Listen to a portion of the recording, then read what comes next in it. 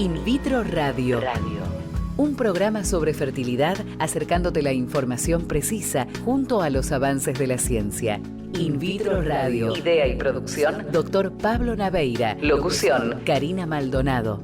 En Radio Dime, AM 1420. Esto es In Vitro Radio.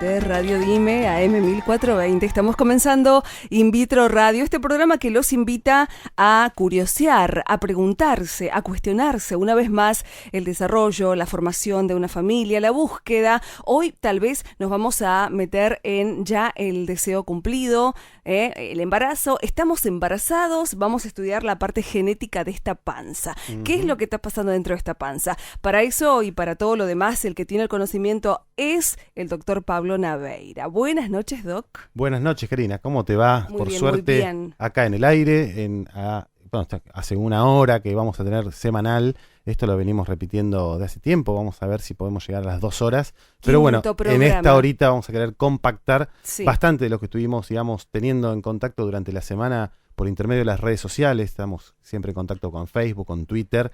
Y bueno, más allá de las novedades propias de la medicina y las cuestiones específicamente técnicas, hoy, además de la parte médica, vamos a hablar un poco de qué pasa con las coberturas sociales, ¿no es cierto? Los tratamientos que, bueno, históricamente fueron tratamientos de fertilidad, siempre fueron muy caros, quizás hay muchos insumos importados, mucho conocimiento, digamos, de laboratorio de última mano. Eso hace que los costos fueron siempre muy elevados en este país. Eso lo que hizo que a veces se torne un poco inaccesible, ¿no es cierto? Con el paso del tiempo, inclusive allá en el 2010 ya estábamos hablando en otra radio de que se estaba por venir la ley provincial, los orígenes. Bueno, esto fue cambiando. ¿Te Después, acordás toda la expectativa que hubo? total, era increíble. Estábamos en esa época hablando con diputados a ver qué novedades tenían, qué pasaba de una cámara a otra. De hecho, lo conversamos con funcionarios públicos antes de la promulgación de la ley. Exacto. Y era toda una hecatombe, si una se novedad quiere, total. En la zona de la provincia de Buenos Aires. Que se promulga, que se reglamenta, bueno, un montón de pasos jurídicos hiper necesarios hasta que se pone a la práctica. Bueno, ¿no es cierto? Después del tiempo ya estamos viendo que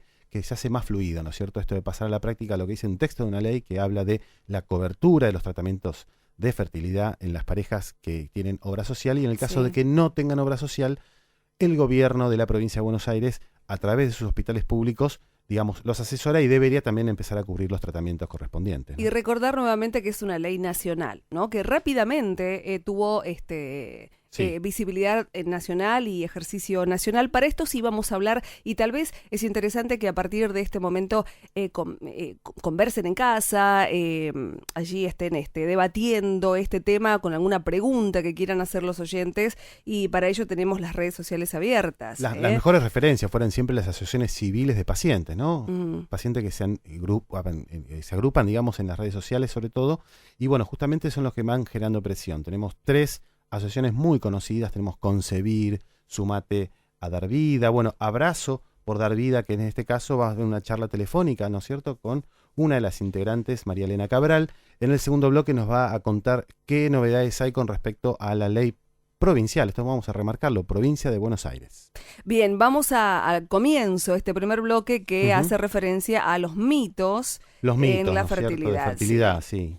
11 mitos de la fertilidad, son los que tenemos por acá. Algunos, hay un montón sí, en realidad. Totalmente, sí. A lo largo de estos 5 programas, porque hoy es el quinto, a lo largo de estos 5 hemos estado ya... Empecemos a desmitificar. Sí, tal cual. Por ejemplo, Doc, él no tiene problemas de fertilidad, debido a que ya es papá. Este es un claro ejemplo de algo cotidiano que sucede. Conmigo no se está dando, pero él ya es papá. Esto se ve mucho en las nuevas parejas, ¿no es cierto? Que quizás... Las parejas ensambladas. ¿No es cierto? Que quizás ese varón ya tiene hijos de algún matrimonio anterior. Claro. Se casa con una nueva pareja. Sí. Y a partir empieza la búsqueda, y con ese antecedente uno debería no tener problemas. Exacto, es lo que se apuesta, ¿no? Y si hay algún inconveniente, el problema lo tengo yo, dice la mujer. Bueno, es todo relativo, no es ni del todo falso ni del todo verdadero. Estamos primero hablando de que, por supuesto que ese varón lo conocemos un poquito más viejo, ¿no? Claro. Eso es fundamental. Ujú. Y no por la edad, no es que sea una limitante estricta la edad como en el caso de la mujer, pero por supuesto que sí, el paso del tiempo, ¿no es cierto? Quizás la exposición a tóxicos, a la cuestión cotidiana, al El estrés, trabajo, ¿no? el trabajo, ¿Alguna enfermedad? Tal vez? alcohol, café, tabaco, bueno, un montón Sí. de cosas cotidianas que a veces hacen que disminuya la fertilidad en el varón. Entonces, bueno, ese segundo matrimonio, esa segunda chance, quizás tiene un poquitito más de dificultades que en su primer matrimonio. ¿Qué ¿no? sucede en la obesidad? Bueno, en la este obesidad caso? está muy estudiado, casi en el varón y en la mujer. O sea, Sí. la obesidad lo que causa, en ambos casos, ¿no es cierto?, es en algunos trastornos hormonales, digamos, ese exceso de grasa hace que Sí. algunas hormonas que dependen netamente de la grasa justamente corporal, hagan un recorrido inverso y esto a veces justamente produce que baje la posibilidad de ovular y en el caso del varón disminuya la calidad del espermatozoide. Esto está muy estudiado. La calidad del espermatozoide, que no es lo mismo que Exacto. decir la cantidad. Bueno, van de la mano muchas veces. Van de la mano. También van de la mano. Entonces, esto sí, cualquier consulta, digamos, que tiene el médico especialista en fertilidad, los medimos y los pesamos. O sea, Ujú. de eso saca una cuentita que Sí. se llama, bueno, Body Mass Index en inglés, pero en realidad es una relación entre la altura y el peso. Una investigación integral del paciente. Sí, eso absolutamente. Por eso Sí. digo, siempre esto quizás no se limita solo a la consulta cotidiana del ginecólogo, sino que siempre recomendamos que el varón vaya al andrólogo. Exacto. Esto es el consejo de todos los programas, porque ahí sí va a tener el tiempo para hacer lo que se llama una buena historia clínica y que dentro de esa historia clínica están, digamos, la exposición a ciertas sustancias que hoy por hoy pueden afectarle y, bueno, el tema del sobrepeso que lo vemos, bueno, por supuesto en este país cada vez más. Esto podría llegar a plantearse al revés también. Aquella Ujú. persona, que el hombre que practica mucho deporte, Sí.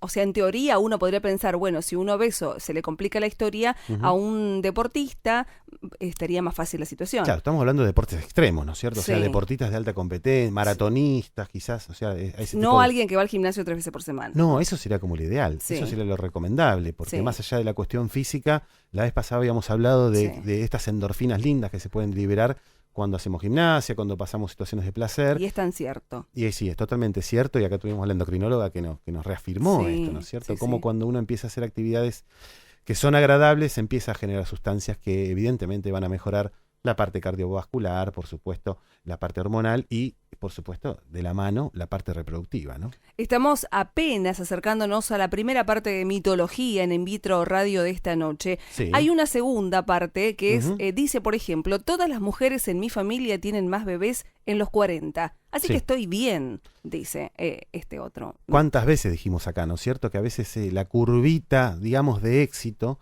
en el caso de buscar embarazo, pasa de la mano de la edad de la mujer, ¿no es cierto? Sí. Siempre decíamos que a los 30 hay un tiempo de espera, a los 35 años quizás el tiempo de espera es más corto para generar ya la consulta con el médico especialista en fertilidad, pero después de los 40 estamos recomendando la consulta inmediata. O sea, si realmente hoy una pareja está buscando y en el caso de la mujer tiene 40 años, casi nos está diciendo, bueno, el típico, ¿no? Busca un año, relájate, el típico consejo de la amiga, de la vecina. Sí. No, la consulta en ese caso es inmediata. Ahí sí empezamos como una especie de carrera contra el tiempo, porque empezamos a jugar con los factores estos que se llaman reserva ovárica, ¿no?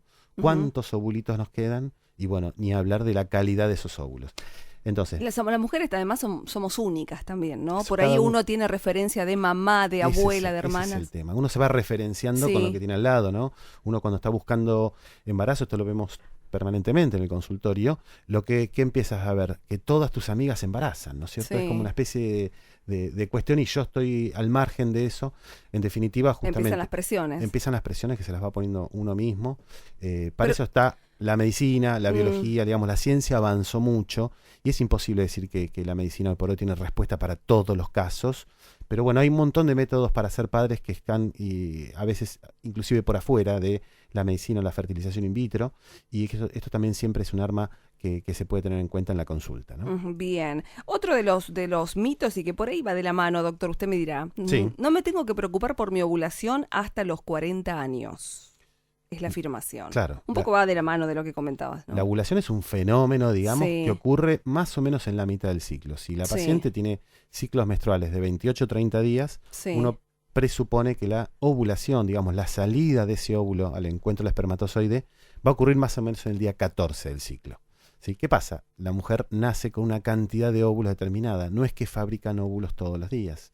Entonces, independientemente del número según el librito puede decir 500 óvulos, 600 óvulos, 700 óvulos, que no se importa. van desgastando a lo largo de los meses. Se van perdiendo. Se van perdiendo. Entonces, no por desgastando. supuesto que uno llega a los 35, a los 40, 45 y empieza a bajar esa famosa reserva ovárica que estábamos hablando en la pregunta anterior. Que también es única en cada mujer. Es única en cada mujer. La cantidad de óvulos es como el color de ojos. O sea, ya se nace con esa predisposición, con esa cantidad de óvulos.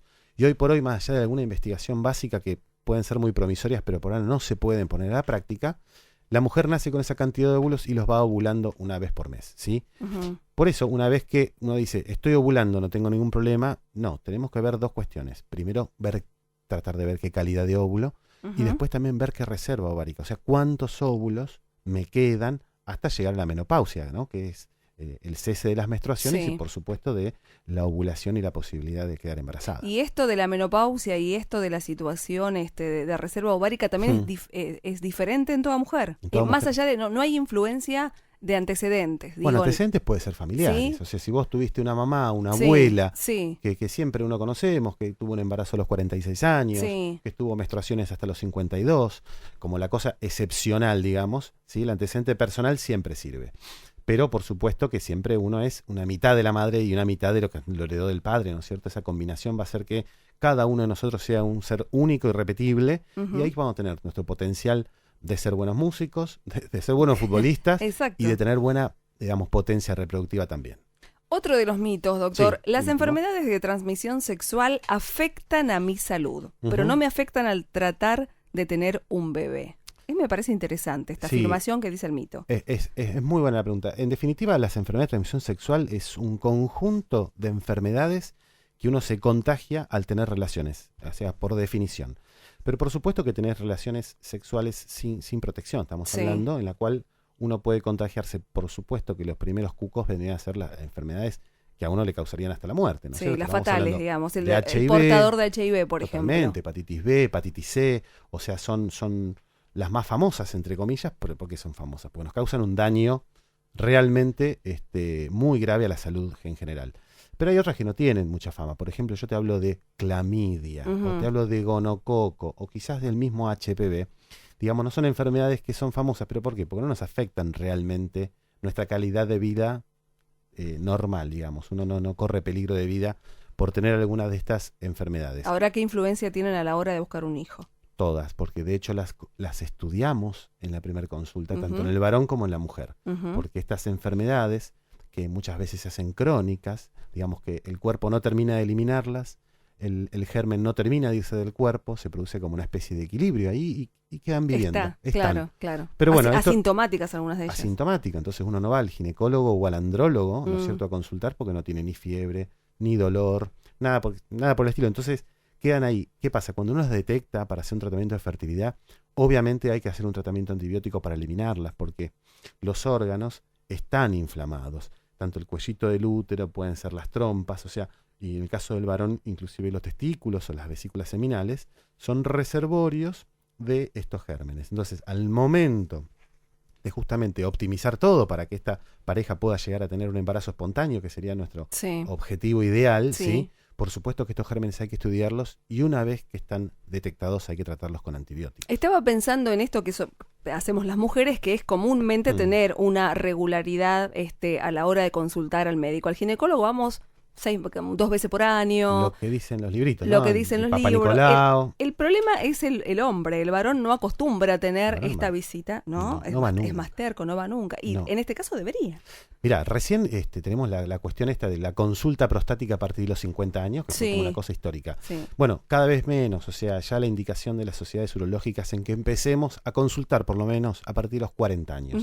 Como para invitarlos, ir empujándolos de a poquito, claro. Ahora los análisis son mucho más sencillos. Hoy por hoy con un análisis de sangre uno ya más o menos puede ver. No hay que pasar por el tacto rectal, por ecografías prostáticas que a veces eran muy molestas. Esta cosa que los hacen más reacios a los señores a ser tocados, ¿no? Tal cual. Eso siempre tratamos de evitarlo.